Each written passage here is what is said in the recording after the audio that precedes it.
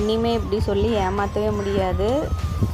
எப்போவுமே பார்த்திங்கன்னா ஃபோன் அதிகமாக பார்க்கக்கூடாதுன்னு சொல்லிட்டு 10 நிமிஷம் அரை மணி நேரம் அப்படின்னு தான் ஃபோனை கொடுத்துட்ருந்தோம். ஆனால் இனிமேல் பார்த்திங்கன்னா அப்படியெல்லாம் சொல்ல முடியாது. தம்பியும் பார்த்திங்கன்னா 12th முடிச்சிட்டான். அப்புறம் காலேஜ் பார்த்துட்ருக்குறோம். சேர்த்திட்டு வந்துட்டு அவனுக்குன்னு செப்பரேட்டாக ஃபோன் வேணும். ஹாஸ்டல் அந்த மாதிரி தான் பார்த்துட்ருக்கிறதால சரி இன்றைக்கி வந்து மொபைல் வாங்கி கொடுத்துட்லான்னு சொல்லிட்டு ஈவினிங் போல் பார்த்திங்கன்னா நானும் என்னோடய வீட்டுக்காரரும் தம்பியும் பாப்பாவையும் கூட்டிகிட்டு அவரோட ஃப்ரெண்டு கடைக்கு தான் பார்த்திங்கன்னா போயிருந்தோம், பவானி. எனக்கு எப்போவுமே பார்த்திங்கன்னா ஃபோனை எடுத்துட்டாங்கனாவே செம்மையாக கோவம் வந்துடும், பிடிச்சி திட்டிகிட்டே தான் இருப்பேன். ஆனால் இப்போ பார்த்திங்கன்னா நாங்களே கூட்டிகிட்டு போய் மொபைல் வாங்கி தர மாதிரி இருக்குது.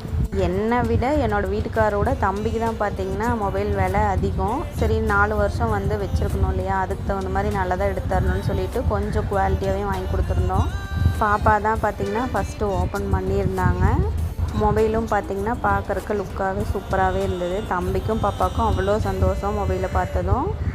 மொபைலில் நிறைய ஃபீச்சர்ஸ் எல்லாம் செட் பண்ணி கொடுக்க 1 ஹவராக வெயிட் பண்ணி அப்புறம் தான் மொபைல் வாங்கிட்டு வந்தோம். அதுக்கப்புறம் பார்த்திங்கன்னா அடிக்கிற வெயிலுக்கு வந்து ஜூஸ் குடிக்கலான்னு சொல்லிட்டு பழக்கடைக்கு தான் போயிட்டு எல்லோரும் முளம்பழ ஜூஸ் சாப்பிட்டோம். மாம்பழ சீசனே வந்துருச்சு, மாம்பழமே வாங்காமல் இருக்கிறோமேன்னு சொல்லிட்டு 2 கிலோ மாம்பழம் வாங்கிட்டு வீட்டுக்கு பார்த்திங்கன்னா கிளம்பி வந்துட்டோம்.